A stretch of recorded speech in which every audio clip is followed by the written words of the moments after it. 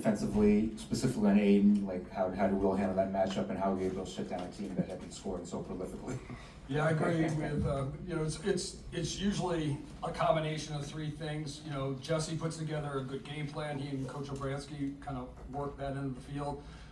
We have really good parts, but really smart parts. You have good athletes down there, but guys that, they understand how to play not only on the ball, but off the ball.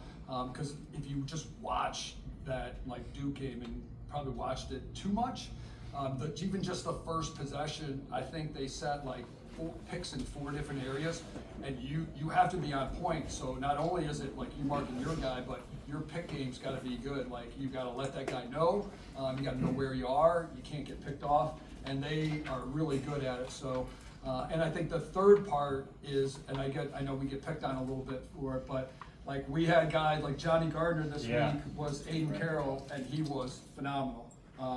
And he just kept dodging and dodging and dodging, and so, and then Elliot Dubik was too, and and those guys are awesome because they are definitely guys that bring it, and they talk so much smack to these guys, and I always get on those guys because I'm listen, if they score, you got to take it, you stop them. And so I think the combination of having a scout team and guys that buy into that role, which is not easy because you want to play, but then these guys, understanding game plan, and Jesse put it together, you need those 3 things, and you just need to get enough reps.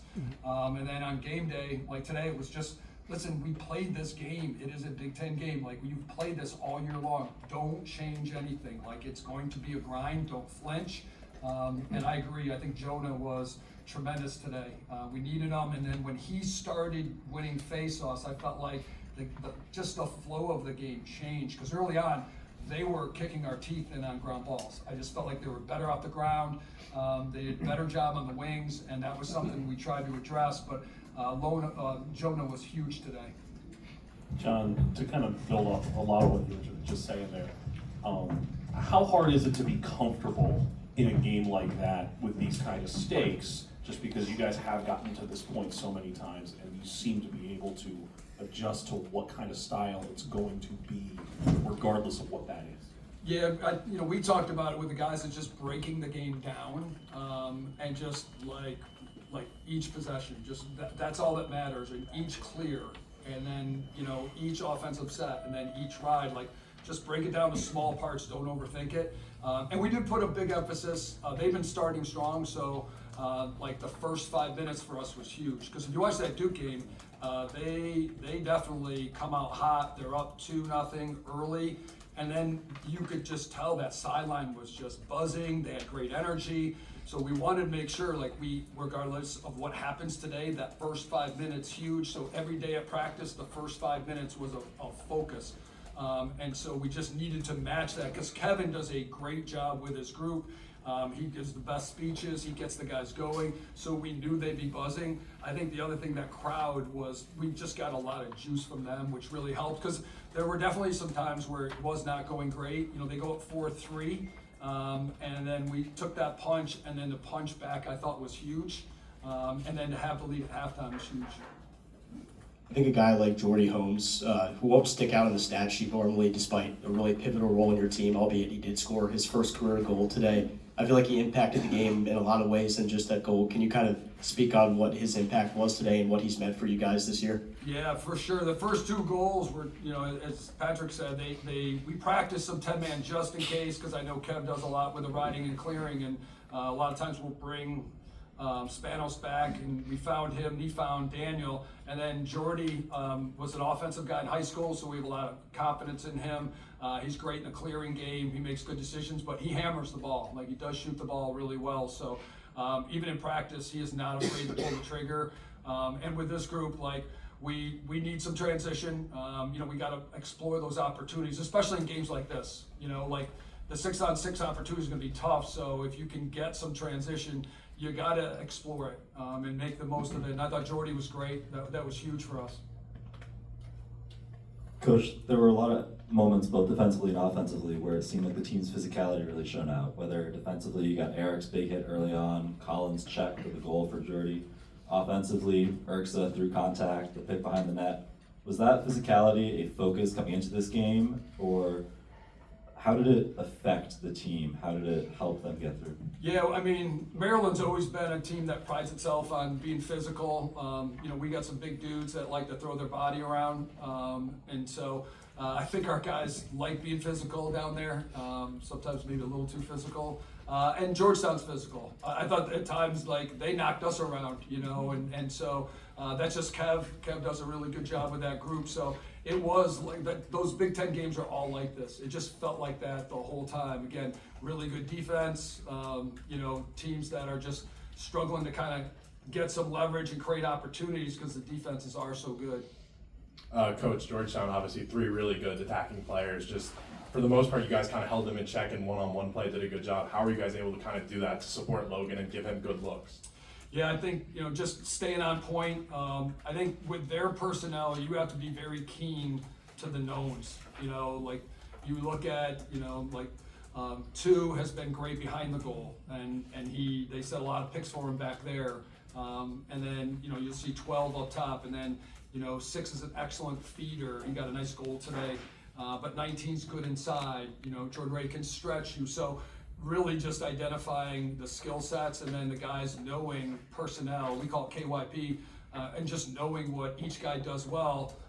Even, Dudeman had a great goal. He had 2 goals. Like, he cuts left-handed, Canadian, very skilled, can shoot the ball. So I think if you can play some of those tendencies, it'll help you. But John Hogan's done such a good job with that offense that they're just going to work you and probe, and if you break down, it's a problem. And we had some breakdowns, and they scored, and then sometimes where Logan bailed us out, which was huge. John, what was it like just coaching against Kevin today, and just the added familiarity with the coaching staffs in general?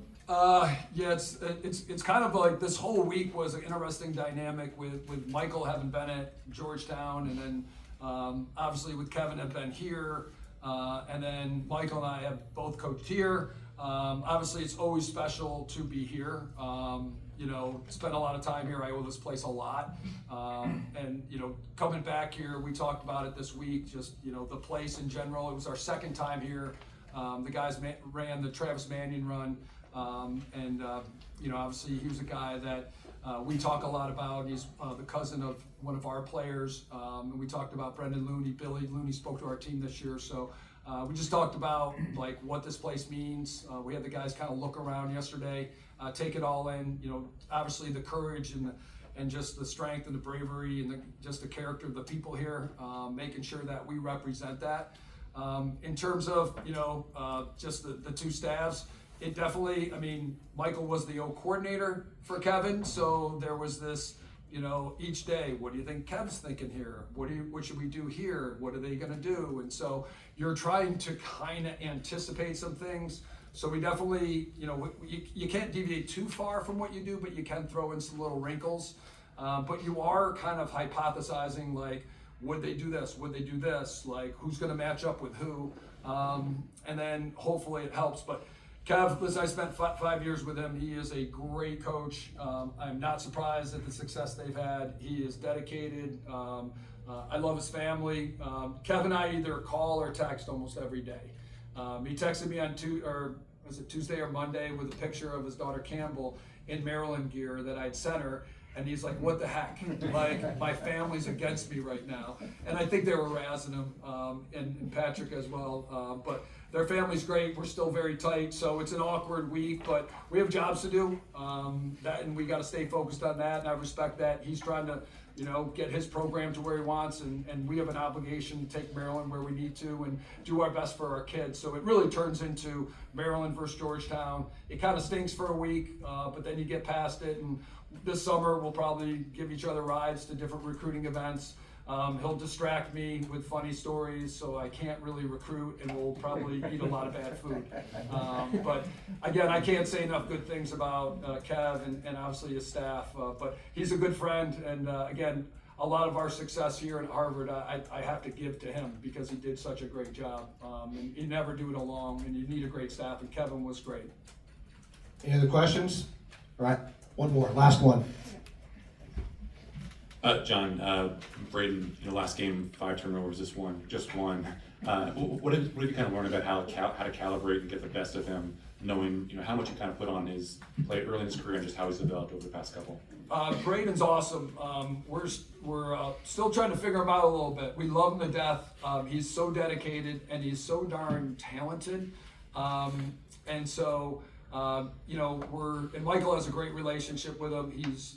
He's always putting in extra work. He really cares a lot. And there are flashes of like today where, he can just do things that you're like, holy crap, like you just can't coach that, because he's so bouncy, he's fast. And in games like this, that can make the difference.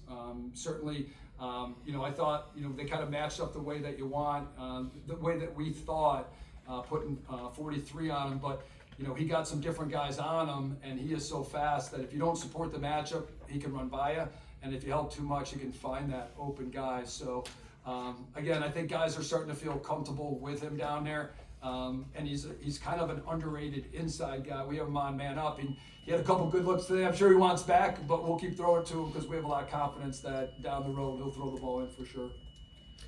Thanks a lot, John. Congratulations on the win, and good luck next Saturday.